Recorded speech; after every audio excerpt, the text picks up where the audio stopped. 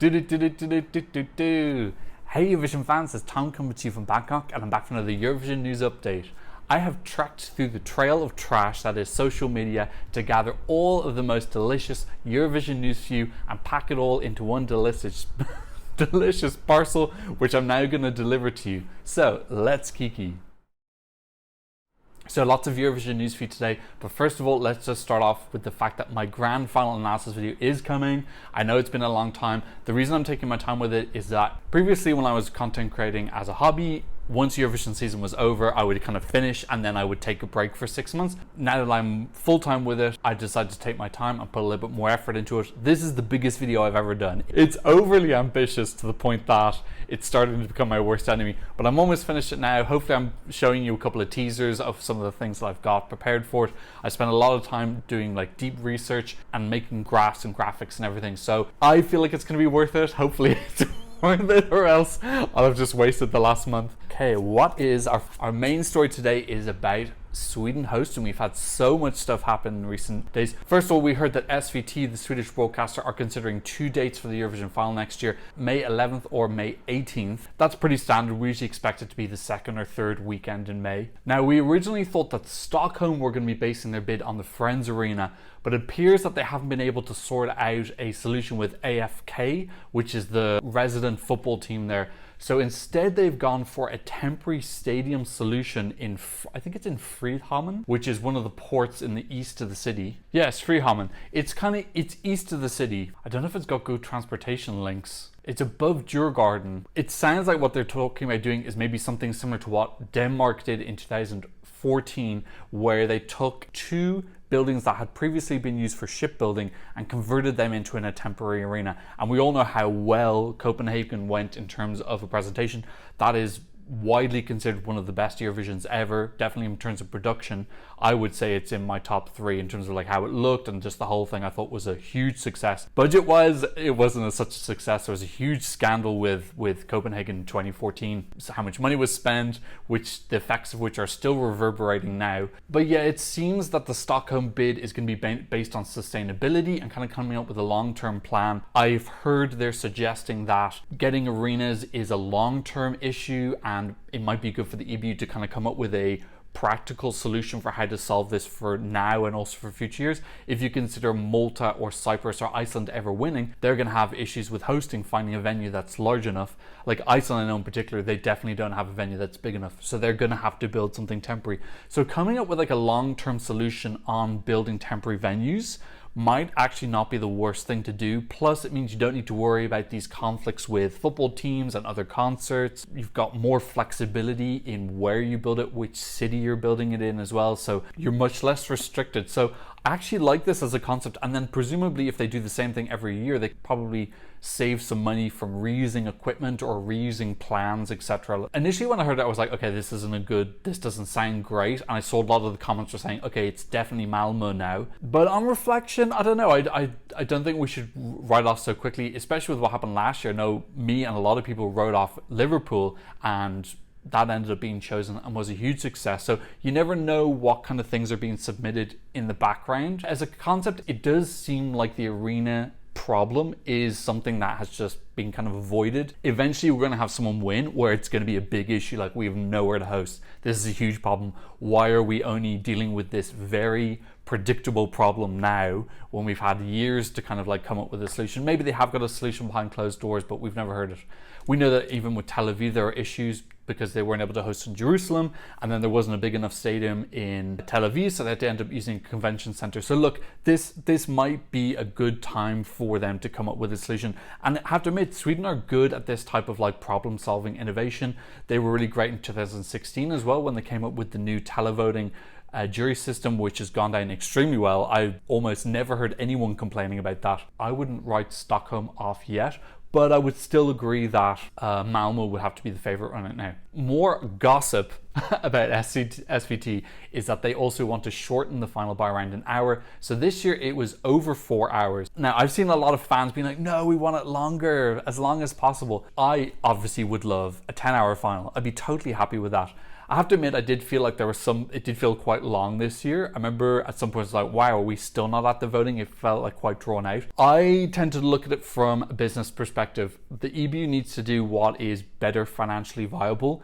If having a longer final means that more people are checking out or tuning out, making it longer, but then also making it more boring and feeling like it's dragging is not good for the competition. It's not good in selling it. I know the knee-jerk reaction is, oh, let's have it for last 5 days. But realistically, I'm so conscious of budgeting now with the 3 countries leaving last year, hopefully coming back. I'm really conscious of finances because I know that when finances are bad, we're likely to lose more countries, which I don't want to happen. So whatever is best financially viable. I saw someone saying that this year was like 45 minutes longer than normal anyway, or longer than the last edition. So we can chop off 45 minutes to an hour and really we're getting the same show that we had before. I know SVT has some like budgetary issues, so this is just being practical. I really do think that the EB is very conscious of working with the broadcaster, making it an appealing thing. They need to make hosting and winning something that people want, instead of this thing that like all broadcasters are kind of like totally and utterly dreading.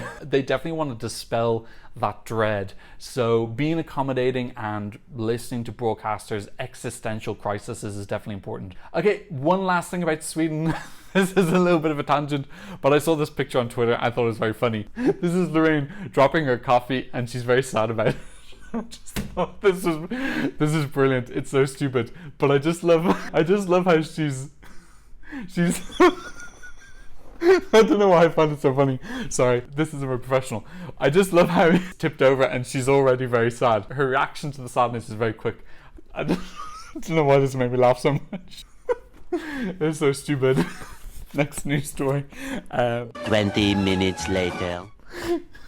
Thank God I'm not a real news producer. The next story, luckily, is, well, it's not sad, I suppose. Ireland has opened up submissions for their songs this year. So this is earlier than normal. Usually Ireland opens submissions around September, I believe, and now they've opened them in early June. So this was lauded by a lot of people in the community, like, well done, Irish delegation. I have to admit now, this is probably like the least effort required for a change possible. Like, you literally just change the date. So yeah, like, it's still something. I'm saying I'm happy that there's some change being made. It gives people more time to write a song. I'm suspecting that they're possibly trying to catch people who are in writing camps in June and July. There are writing camps happening right now. There are Eurovision songs being written right now, and they're maybe trying to open the window so that they can maybe nab one of those songs, because there's great songs that are in those camps every year, and a lot of them do end up in the finals. So yeah, like, I want to congratulate, but I also want to be a little bit restrained in my congratulating, because just the work involved wasn't huge. And some other news for Ireland is about Roisín O. So if you don't know her, she's a pretty big artist in Ireland. She's the daughter of Mary Black, who's a very established long-term singer in Ireland. Roisín O last year had a #3 album. She's an amazing artist, and she did an interview with independent newspaper in Ireland. I can't show you the article because it's behind a paywall. So she was asked what she thought about possibly representing Ireland in Eurovision next year, and she said,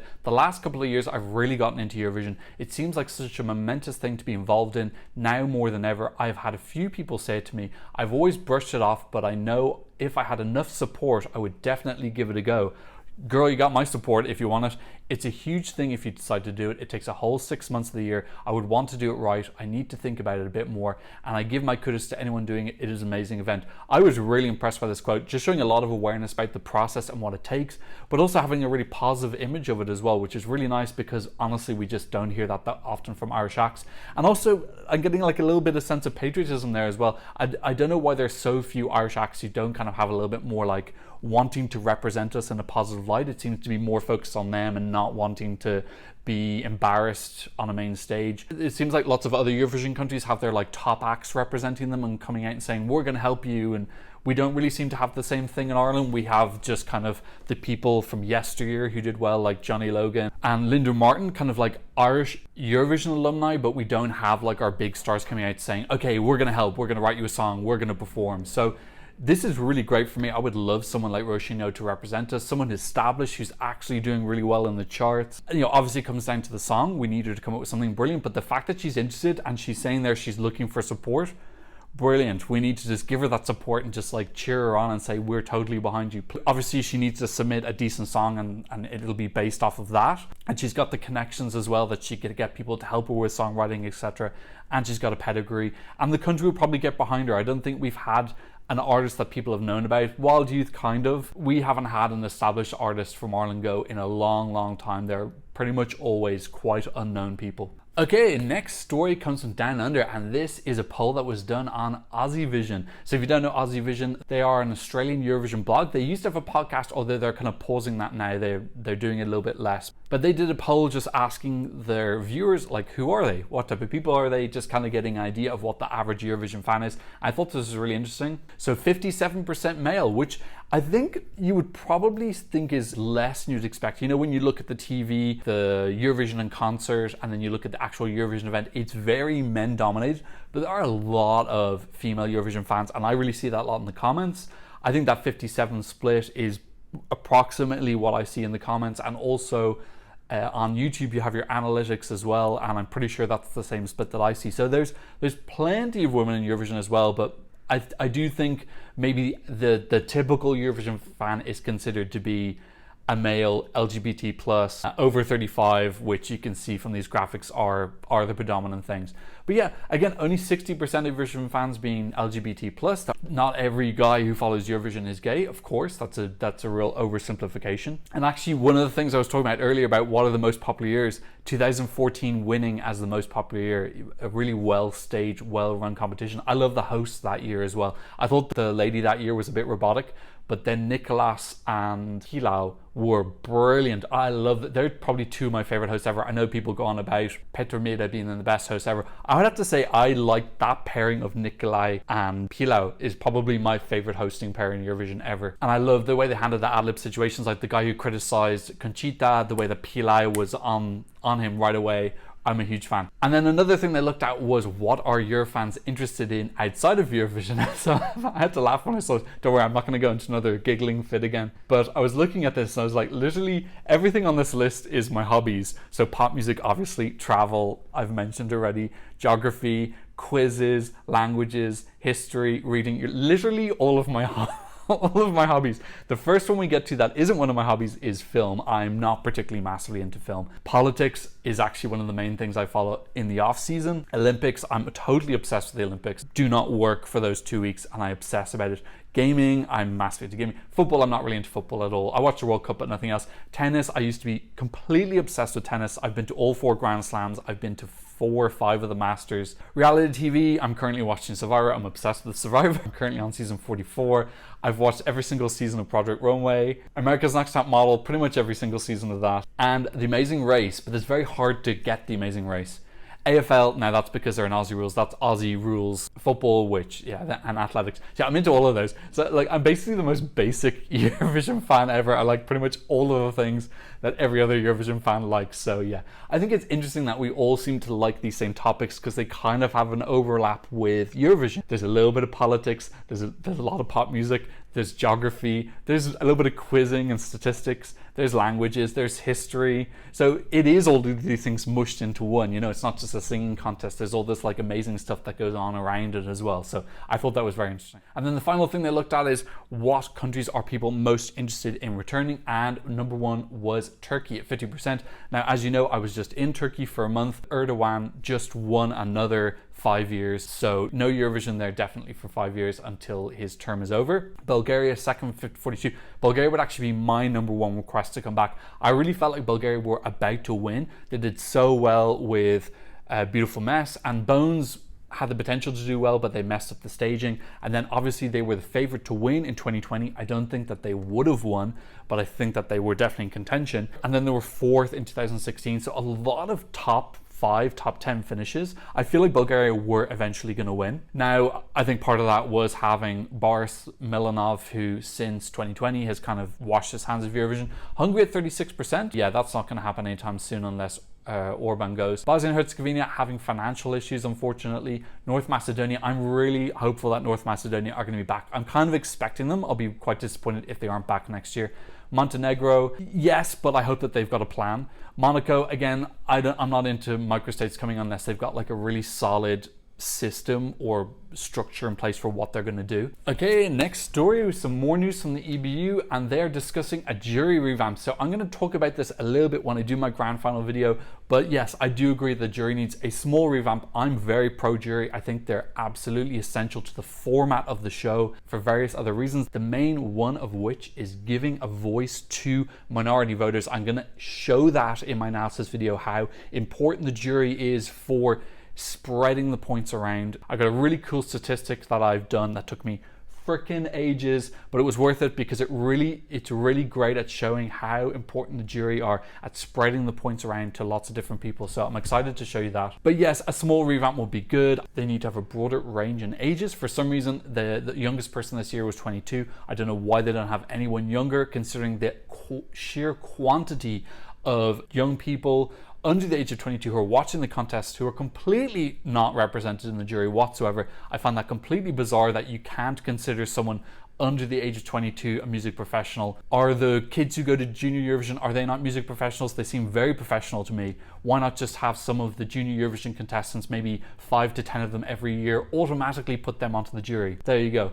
Definitely more representation from minority genres, rock, rap. I think they need to change the vocal considerations, because right now they say vocals, but really what they mean is a pop X Factor vocal. They're not appreciating a rock vocal from Lord of the Lost or a rap vocal from Finland. So yes, I think a small revamp is necessary, but overall I want to keep the jury as 50%. Again, I'm going to go into a little bit of detail about that in my grand final video, and then I'm actually going to do a bigger video where I talk about the jury, every single aspect of it, because that needs an entire video on its own, and I got lots to say about it. Okay, more delicious news coming from Austria, and they are saying that they are going to continue with their internal selection, which I largely agree with. It worked for them pretty well. They had that 4 qualification streak from 2014 to 2018, including their win. They did have 3 non-qualifications in a row, 2019, 2021 and 22. I thought most of those songs were kind of okay anyway, and then obviously they qualified this year, so I don't feel like there's a reason for them to change their format. It's working pretty well for them this year. From what I've heard about it from William from Wee Wee Blogs, the system they have is that they have like an expert panel of people, I think fans and music professionals, who listen to the songs, and then there's various rounds where the quantity of songs is whittled down. That's the impression that I got from William's description. Yep, that sounds fine to me. I think they should just stick with that. My big issue with Austria for the last 2 years has been the staging. The staging has missed the mark. I feel like Who the Hell is Edgar had potential to be a big song, and they went too safe with the staging, and that's why they were drawn first. I think if they'd had more wow, hilarious, fun staging, they wouldn't have been drawn first. And then they also would have done better with the televote because of the running order and because it was more fun. Okay, some news from Georgia, and Iru was on a lie detector show. I don't know anything about this show. This is from Zura, who's someone I follow on Twitter. Now the show was just more like an interview with her, but there were 2 questions about Eurovision. One of them was, were you surprised at your defeat in Eurovision? And she said yes, which I kind of was as well. It wasn't the biggest shock in the world. She was 10th in the odds. You know, it's not like she was first or second. She was as high as 3rd in the odds, but then she kept on falling, and they didn't really seem to make any adjustments to account for that. Now the second part kind of disappointed me a little bit. She said, at the end of the day, there were odds and also press who said if they did or did not like the performance. Everybody always liked ours. Since we always saw these reactions, our motivations got higher. We thought we would qualify since we were being named one of the best. I think that's them maybe living in an echo chamber, because I saw plenty of criticisms. I was critical of myself, despite the fact that this song was ranked number 4 in my rankings. There was so much criticism about the lyrics, and they made no change to it whatsoever. So they completely ignored it. There's no way that they could not have seen any of that. I saw so much of it in my comments section on Twitter. It was ubiquitous. So I'm not sure if maybe she was shielded from that, but if the delegation is not aware of that criticism, then they are not in touch with getting back correct feedback, because it was very easy to find that. They were moving down the odds. In my Eurovision scoreboard update, Georgia was consistently moving down. They were always one of the biggest losers in terms of points. I remember saying that in like 2 or 3 videos. I couldn't get why she was losing so much traction, but she was. You know, that information was available to anyone on the Eurovision scoreboard or in the community. There were lots of clues. So saying that this was like a blindside out of nowhere, I don't know. The delegation should be more in touch with feedback, in my opinion. And then the second sub question, what was the reason you didn't qualify? The thing is, there were no jury votes, only online. Immigrants are very crucial in this cause alongside Europe. Countries that took part in our semi-final didn't have much immigrants from Georgia. Now, first of all, I got to say, I do really like her era a lot. I really like her. I think she's super talented. I love Echo. I have to admit, I was a little disappointed in this answer because it's kind of blaming it on Europe. Like, there's not enough immigrants in these places. What immigrants does Australia have? Where are the Australian immigrants? They won the semi-final. They got the most points. Even the UK doesn't give them points normally, and that's got the most Australian immigrants by far. I can't think of any other place in Australia that has a really strong connection with immigrant. Malta, I suppose. There's a lot of Maltese in Australia, but they were in semi-final number 1 anyway. Cyprus, yeah, possibly. But I don't know, I haven't really seen a history normally of Cyprus giving a lot of points to Australia. So yeah, that argument just goes straight in the bin, because Australia, San Marino have been able to qualify with the televote, Malta have been able to qualify with the televote.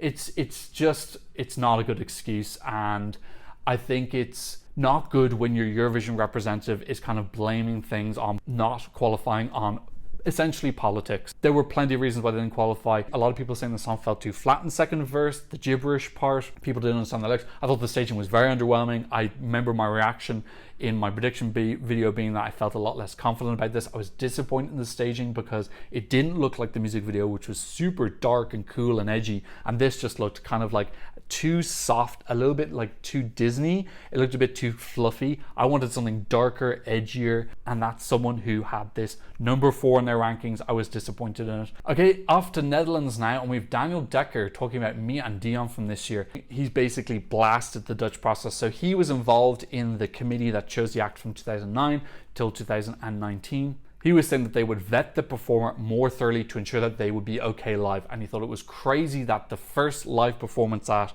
me and Dion were doing was at one of the pre-parties, so they hadn't really been tested properly going onto a big stage, and then it just really didn't go well at all. So there's been a lot of criticism this year about the Dutch process. I know that they're going to do a revamp of it and they're going to mix a few things up. I don't think they need to go super extreme, but it's interesting to see the reaction in Netherlands to like one non-qualification, and there's like this huge thing of like, what are we going to change?